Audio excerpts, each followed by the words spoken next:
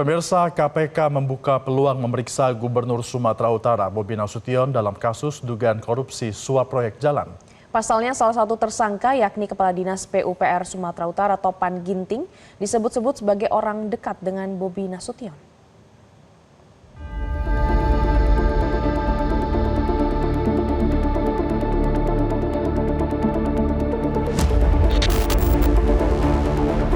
Kasus korupsi yang tengah diusut Komisi Pemberantasan Korupsi di Sumatera Utara kini menjadi sorotan publik. Pasalnya salah satu tersangka Topan Obaja Putra Ginting yang terjaring operasi senyap tersebut ditengarai sebagai orang dekat Bobi Nasution. Pada bulan April 2025, Bobi Nasution sempat bersama Kadis PUPR Topan Ginting dan Kepala UPTD Gunung Tua PUPR Sumut Rasuli Effendi Siregar yang kini juga ditetapkan sebagai tersangka meninjau proyek pembangunan jalan di Sipiongo. Proyek pembangunan jalan ini diduga menjadi bancakan korupsi para tersangka.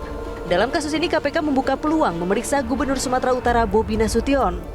Bekerjasama dengan PPATK untuk melihat kemana saja uang itu bergerak. Nah, kita tentu akan panggil, akan kita minta keterangan. Nah, apa dan bagaimana sehingga uang itu bisa sampai kepada yang bersangkutan. Gitu. Jadi tidak ada dalam hal ini yang akan kita kecualikan.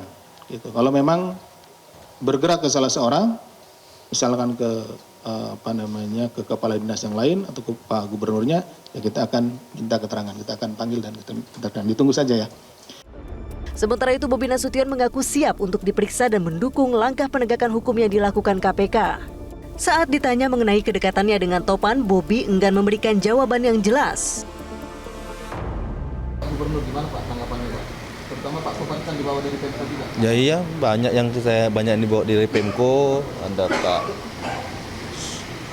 Pak Sulaiman, Pak Inspektur, ada beberapa yang kita bawa dari Medan.